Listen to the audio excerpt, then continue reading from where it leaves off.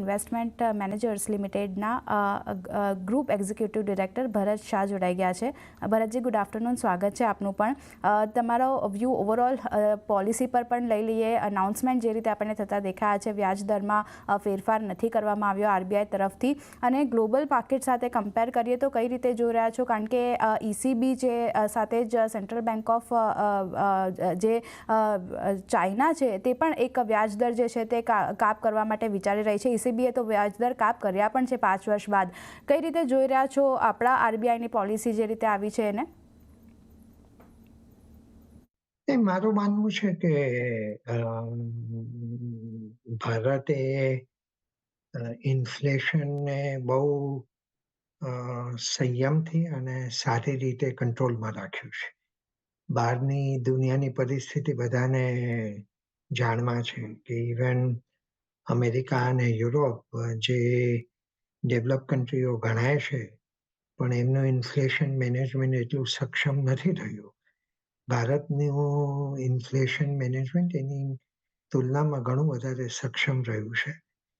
બીજું, fiscal deficit પર ભારતે ખૂબ જ સારું નિયંત્રણ રાખ્યું છે, અને એ પણ ડેવલપ વર્લ્ડની કમ્પેરિઝનમાં મૂકો તો એકદમ વિરોધાભાસ તમને દેખાશે. ત્રીજું, આપણે કરંટ અકાઉન્ટ ડેફિસિટ પણ આ બધા ગ્લોબલ વાતાવરણ વચ્ચે કે જ્યાં હજી પણ બે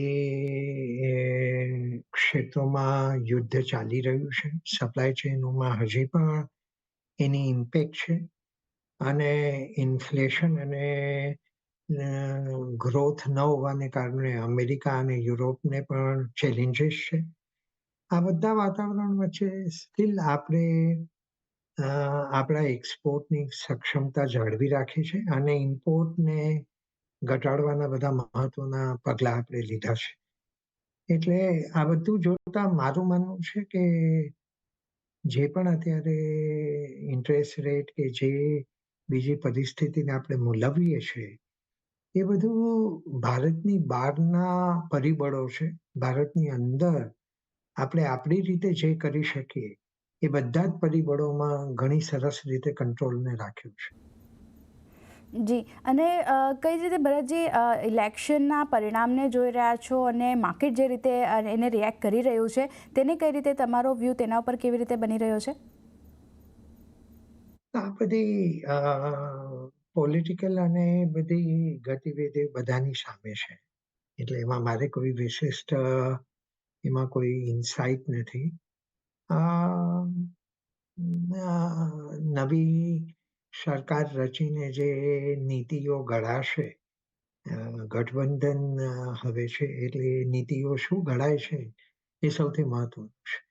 અને કારણ કે આપણે અત્યાર સુધી આર્થિક નીતિઓ ઇન્ડસ્ટ્રીયલ અને મેન્યુફેક્ચરિંગ અને ઇન્ફ્રાસ્ટ્રક્ચરલ નીતિઓ જે જોઈ છે, એને ઇકોનોમીને ખૂબ સબળ બનાવી છે અને ખૂબ વેગ આપ્યો છે. આ નીતિઓ કઈ રીતે આગળ વધશે, જેમ કે આપણી આત્મનિર્ભરતા માટેની નીતિઓ, ડિફેન્સ અંગેની નીતિઓ, આર્થિક પ્લાનિંગ, ઇન્ફ્રાસ્ટ્રક્ચરને અંગેની નીતિ, ઉર્જા અને ઉર્જાના સંલગ્નિત ક્ષેત્રોની નીતિ, મેન્યુફેક્ચરિંગ વિશે આપણું જે એક PLI સ્કીમથી સ્ટ્રેન્થ ઘણી મોટી આવી છે. એ સિવાય લોજિસ્ટિક્સ, વેરહાઉસિંગ અને આખા જે કેપિટલ ગુડ્સ અને ક્ષેત્રોને એક સબળતા મળી છે. આ બધું જોવાનું છે કે કઈ રીતે નીતિઓ ઘડાશે. આશા રાખીએ કે બધી એટલા જ વેગથી અને એટલી જ સરસ રીતે આગળ વધશે, પણ એ સૌથી મહત્વનું છે. અત્યારે એની વિશે અનુમાન બાંધવું એના કરતાં આઈ વુડ પ્રિફર કે જેમ આપણે ચીજોને આગળ જોશું એટલે વધારે આપણને એની વિશેની ક્લેરિટી આવશે.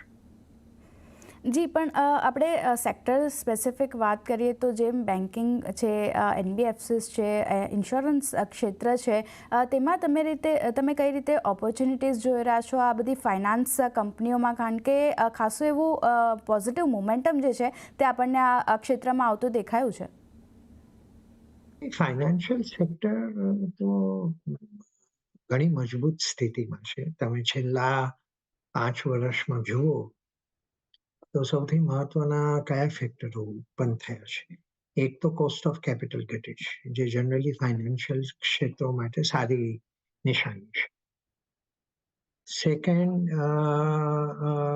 લેન્ડરોની અસેટ ક્વોલિટીમાં ધરમૂળથી મોટું પરિવર્તન થયું છે, પ્રાઇવેટમાં પણ અને પબ્લિક સેક્ટરમાં પણ. એટલે અસેટ ક્વોલિટી જે તમે જુઓ છો અત્યારે, મારા ધારો મુજબ ક્યારેય ન જોઈ હોય દાયકાઓમાં એટલી સુંદર અને સ્ટ્રોંગ અસેટ ક્વોલિટી છે.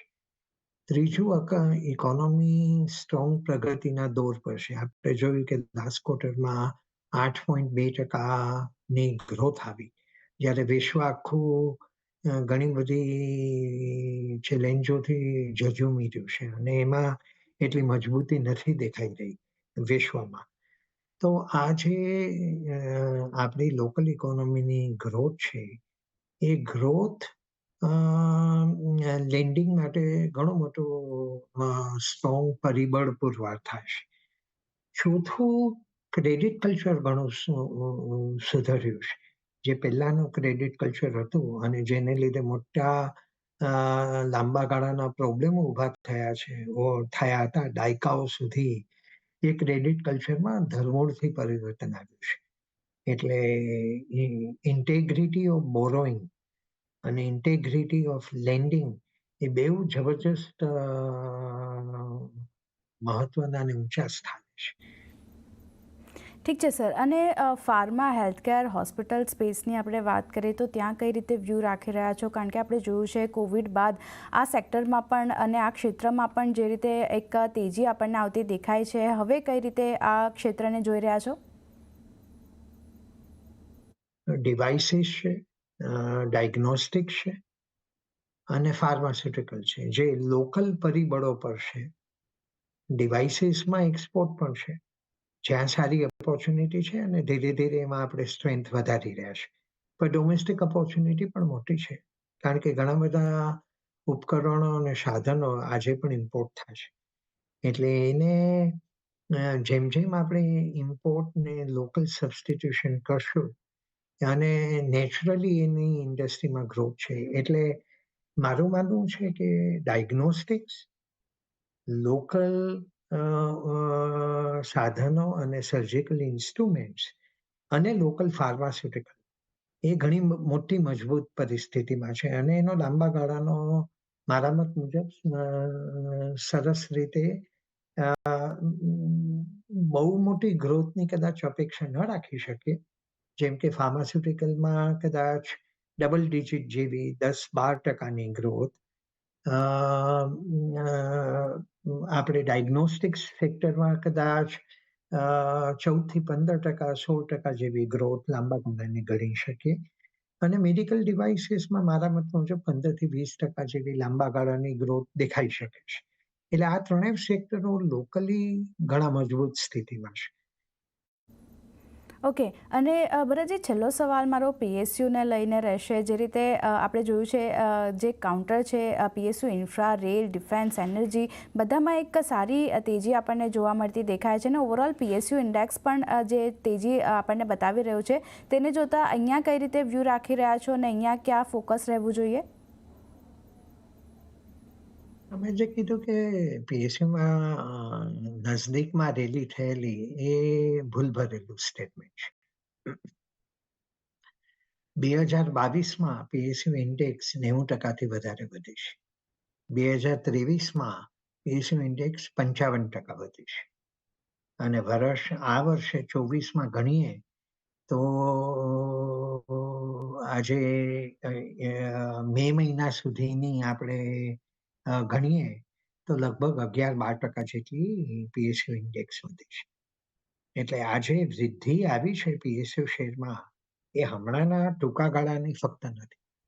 2022, 2023 અને 2024 ત્રણેય PSU ઇન્ડેક્સમાં ઘણી મોટી વૃદ્ધિ આવી છે અને ઓવરઓલ ઇન્ડેક્સ કોઈ પણ ઇન્ડેક્સ ગણો એના કરતા આ દરેક ગાળામાં 2022, 23 અને 24ના પહેલા 5 મહિનામાં દરેક પીરિયડમાં ઇન્ડેક્સ કરતા ઘણું વધારે સુંદર પ્રદર્શન રહ્યું છે. એની પહેલાના 8 વર્ષ તમે જુઓ 2013 થી 2021 PSU ઇન્ડેક્સ માટે PSUs બિઝનેસીસ માટે બહુ નિરાશાજનક પીરિયડ હતો. એ પીરિયડમાં લગભગ ઇન્ડેક્સ 22% જેટલી ઘટી છે એ 8 વર્ષના ગાળામાં. ધેરફોર આજે પરિવર્તન આપણને દેખાઈ રહ્યું છે એ છેલ્લા 2.5 વર્ષનું પરિવર્તન આપણે જોઈ રહ્યા છે મોટે સ્તરે અને મોટા પાયે. આપણે પહેલા વાત કરી એ પ્રમાણે બેંકોમાં અસેટ બુકો ક્લીન થઈ, અસેટ અને લાયબિલિટીની ડિવર્સિટી વધી અને આખું લેન્ડિંગ કલ્ચર ઘણું મોટું જબરજસ્ત ઇમ્પ્રુવમેન્ટ આવ્યું છે. બોરોઈંગ કલ્ચરમાં મોટું ઇમ્પ્રુવમેન્ટ આવ્યું છે અને સાથે સાથે ઓવરઓલ ગ્રોથ માટેના પરિબળો ભારત માટેના વધ્યા છે. એટલે આ બધી પરિસ્થિતિમાં સ્વાભાવિક છે કે PSU બેંકો જે દબાયેલી હતી પહેલા આ બધા પરિબળોની નેગેટિવ હોવાને લીધે એમાં મોટો સુધારો આવ્યો. જી, તો આ એક વ્યૂ ઓવરઓલ આપણને માર્કેટ અને સેક્ટર વિશે બનતો દેખાયો છે. આભાર ભરતજી અમારી સાથે જોડાઈ અને આ સમગ્ર ડિટેલ્સ અને વાતચીત કરવા માટે.